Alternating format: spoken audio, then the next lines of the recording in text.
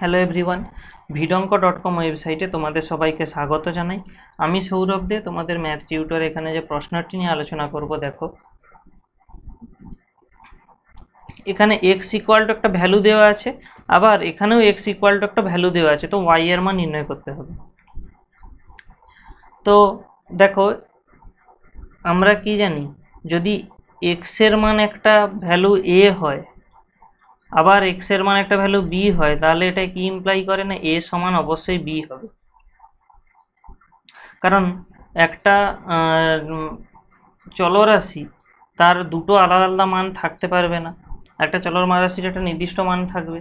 তাহলে সেই কারণে এখানে আমরা এখানে দেখো এক্স সমান দেওয়া আছে, এখানেও এক্স সমান দেওয়া আছে, তো এই দুটো তুলনা করলে আমরা কি পাবো, Y by 1 minus 9y equal to minus Y by 1 minus 5y। Just আমাদেরকে এটাকে সিম্পলিফাই করে y এর মান নির্ণয় করতে হবে।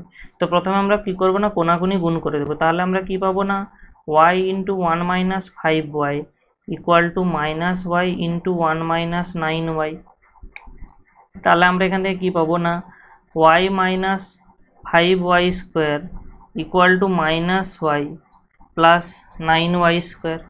এরপরে আমরা সিম্পলি কি করব না, সমস্ত কিছু মানে এই ডান দিকে যেগুলো আছে এগুলোকে বাম দিকে নিয়ে চলে আসবো।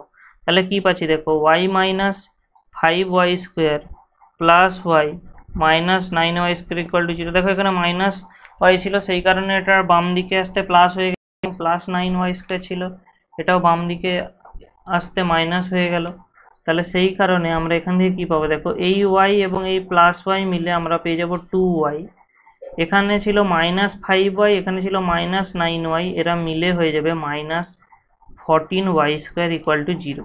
তো আমরা অল ওভার 2y কমন নিয়ে নিলে এখান থেকে আমরা কি পেয়ে যাব, দেখো 1 মাইনাস 7y ইকুয়াল টু 0।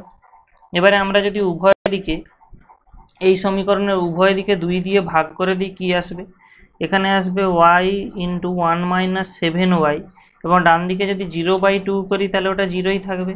তাহলে আমাদের এখানে y এর যে লাস্ট যে সমীকরণটাকে আমরা ভেঙে এরকম আনতে পারলাম।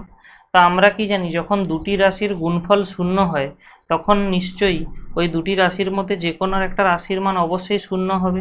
তাহলে আমরা এখান থেকে বলতে পারি অতএব হয় y ইকুয়াল টু 0 অথবা 1 মাইনাস 7y ইকুয়াল টু 0। তো দেখো y ইকুয়াল টু 0 হলো তো ঠিক আছে।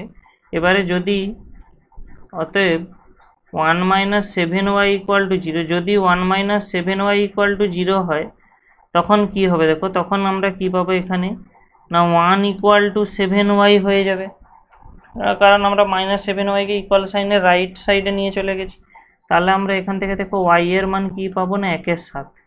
তাহলে এখান থেকে y এর বলা হচ্ছে কি y এর মান নির্ণয় করো।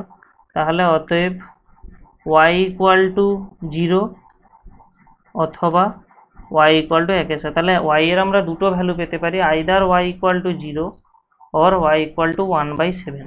ওকে, তো ভিডঙ্ক.com ওয়েবসাইটে এই ম্যাথটি দেখার জন্য তোমাদের অসংখ্য ধন্যবাদ জানাই। এরকমই নানা প্রশ্ন এবং তাদের সমাধানের জন্য তোমরা আমাদের ওয়েবসাইটটি ভিজিট করো। ধন্যবাদ।